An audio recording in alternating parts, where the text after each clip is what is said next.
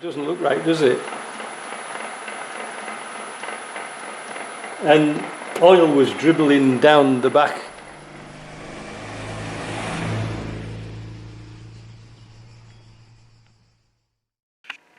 It took a lot of time and effort to build my little test bench here for testing gearboxes and transfer cases, but by God I'm pleased I did it now.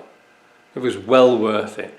Now if you can see in the first clip there, the output shaft of Eric's box was all over the place.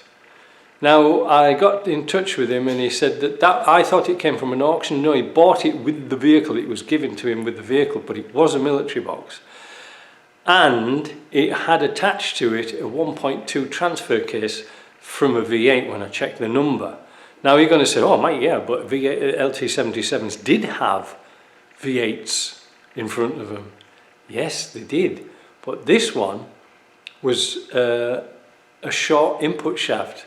There's a considerable difference on the V8s on the input shaft, or the primary motion shaft. It's considerably longer, so this was meant for a 4-cylinder.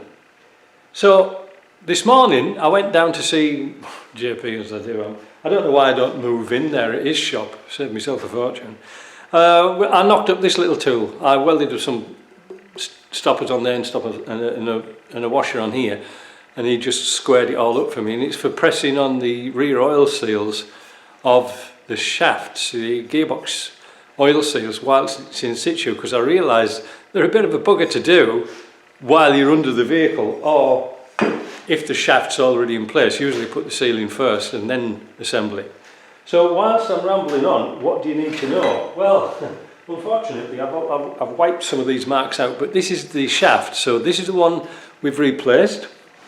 We put it in a collet chuck here, so we know that that's nice and concentric and round, and then we put it in a point here that was round, and we spun it around and I look at it and it was bent as a 9-bob bit. Now JP put some measurements on here, but I've wore away a little bit.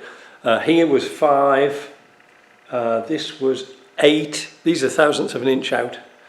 Here is 13, here is 15, and here was 10. So that shaft is like a banana, and sadly it's scrap. I mean, there's nothing, we can't straighten that. Well, we could, but I don't see that many LT77s. It's not worth putting time and effort into it, is it? So putting a new shaft on it was a good call. I don't know what I'm going to charge him, because I've had to do the same job twice, but that's not a bad thing. He's all, you know, I'll work something out. But he's already got new bearings, so all it was a matter of swapping everything out, and away we go. And I tested it out, shifted beautifully, you know, really, really nice shift on it.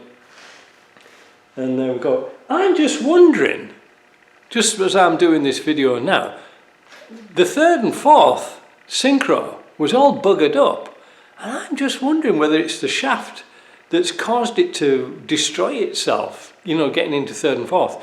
Remember, this box, I think it came from Suffield, Alberta, because it was a military box. Maybe it's taken off an accident damaged vehicle, who knows, we don't know. But anyway, what we're doing is clearing the decks. I've got another R380 that I'm building at the moment for a guy, you know, the one that had that snapped the bolt in the end, and I've got to change it into a high ratio 5-speed. Well, that's not a big deal. I've got the shaft this morning. I'm going to build that up. I'm not going to do a video on it because we've seen it all before, haven't we? Haven't we? I'm getting tired of filming it. But, like I say, the test bench allows me to make sure there's no leaks, and I pressure test things so there's no leaks.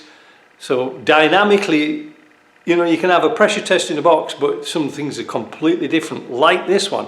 When it was moving, there was a leak, but when it was static under pressure, no leaks. You have to be belt and braces with these things. So that's that.